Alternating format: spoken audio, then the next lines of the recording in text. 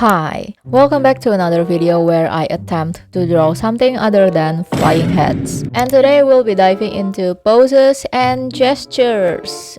Yay! Now, I'm not a fan of drawing boxes and cylinders, mostly because I can't visualize 3D. But I also think it's too stiff and rigid, and I ended up stressing about the 3D instead of the poses. If 3D works for you, that's fantastic. But we're not doing 3D in today's video, or in any of my videos as a matter of fact. When looking up gesture drawing, I always find these very simple, almost scribble-like rough sketches. It looks very loose and freeing compared to drawing boxes. I tried doing it on ibispaint and it's much messier because I tried not to think about the anatomy too much and focusing more on the gesture and the curve of the body. Don't stress about the similarity to the reference either. Just let your hand break free from the restraints and die. This method reminds me a lot of the drawing class I took in university. I didn't go to an art school or took an art major, mind you, but I did have a drawing class. One of the lessons is to draw a bunch of lines and curves in many shapes and forms. We first drew it in mini sizes, then progressed to larger sizes. In the past, I thought this was stupid,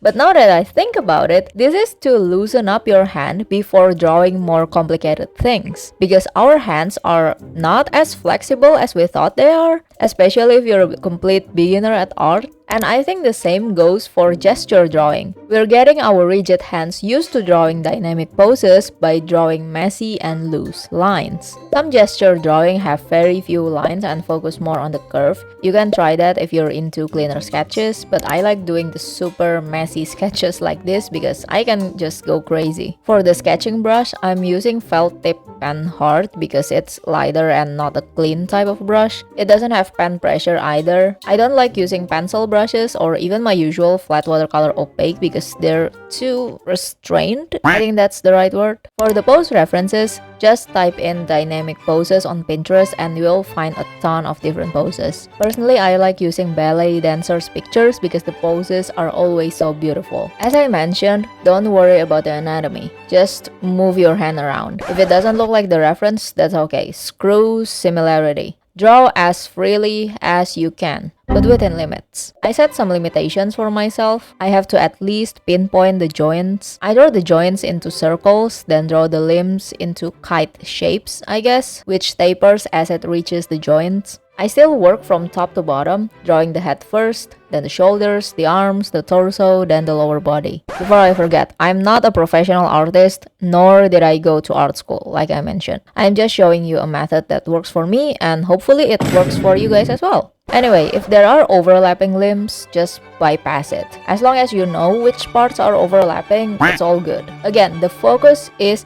getting your hand used to drawing stuff. That being said though, there is no shame in using liquify if your perfectionist side kicks in. I do that a lot, especially when drawing poses with perspective. Perspective makes it harder to draw, by the way, so I oversimplify the sketch into sticks. You can also use drawings instead of photographs as a reference. Drawings are already simplified, so it would be easier to determine the joints and the curves and the limbs. I recommend using these simple drawings instead of fully rendered art, so you can focus on the pose and gesture.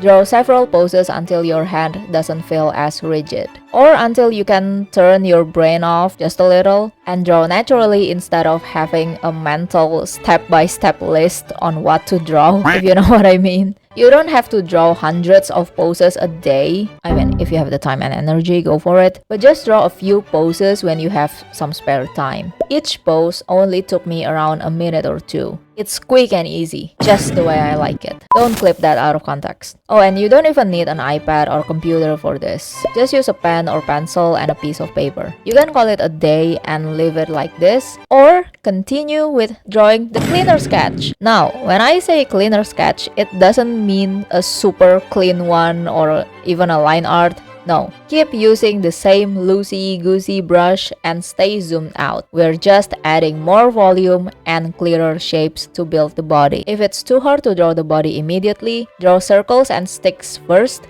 then draw the limbs in basic shapes. Consider the circle and sticks as the bones, and the basic shapes are the meat.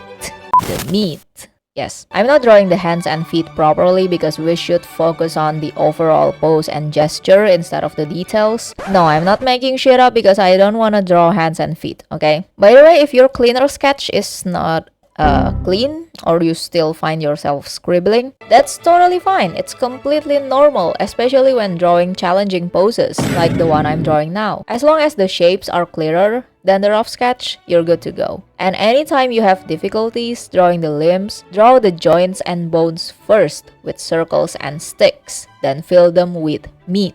Also, don't hesitate to liquefy to fix any anomalies. Afterwards, redraw the sketch in a new layer, and it should be easier to draw the much cleaner sketch. Try using a thinner brush for this. You don't have to use a different brush, just make it smaller. However, if you're confident enough, try to immediately draw the line art or a super clean sketch using a line art brush. It's easier to do when the pose doesn't have overlapping limbs and has clear body curve. Drawing the cleaner sketch is also a practice to break down the body into basic shapes. Some artists use 3D shapes like circles and cylinders before adding curves for the meat and muscles, but I prefer to directly draw them because it's quicker, and again, I don't like using 3D. By the way, drawing the clean sketch only takes me around 4 minutes each time, so yeah, this is also a very quick practice, which is perfect if you're busy and only have a handful of spare time. If you have more time, you can draw an even cleaner sketch or even a line art using a more restrained and controlled brush. For super clean line art, I recommend using glass pen in ibispaint or any pen brushes. In other drawing apps, there's usually a G pen brush that's also pretty good. Usually it's to draw comics or mangas. Oh, and turn the stabilizer on so your line art is not like my mental state, aka unstable. I'm using flat watercolor opaque instead of glass pen because I don't like super clean line arts. At this stage, I start to add the details like the face and ripples of muscle. I also implement my own style, which is simplifying the muscles into angular shapes. For the muscle ripples, I use smaller brush and I usually draw 2 lines to emulate the ripples. Shadows on muscles are delicate, so refrain from using thick lines. Unless, of course, you're drawing a super jacked person like characters from Baki Hanma. Since we're getting more detailed in this stage, pay attention to the negative space as well, like the spaces between the arms and body. Sometimes we bend the limbs too much or too little and don't even realize it and get frustrated because the drawing looks weird and we have no idea why. So try to take note of the negative spaces as you draw. I'm going to turn this drawing into Lohan. He's my comfort character now. I'm using Yeonjun as a reference and I don't know why, I always get the Lohan vibe every time I look at Yeonjun, especially when he's in these hair color and with that expression, like ooh, chills. So similar. He's giving a cunning pretty boy kind of vibe, which is very Lohan. Not that Yeonjun is a cunning person. I'm going to color this later, and in the meantime, I'm going to turn this sketch into Yelan because the reference kinda reminds me of her. I regret not getting her skin, so I'm planning to draw her in it, but then I realized how detailed it is. I overestimated my drawing skills.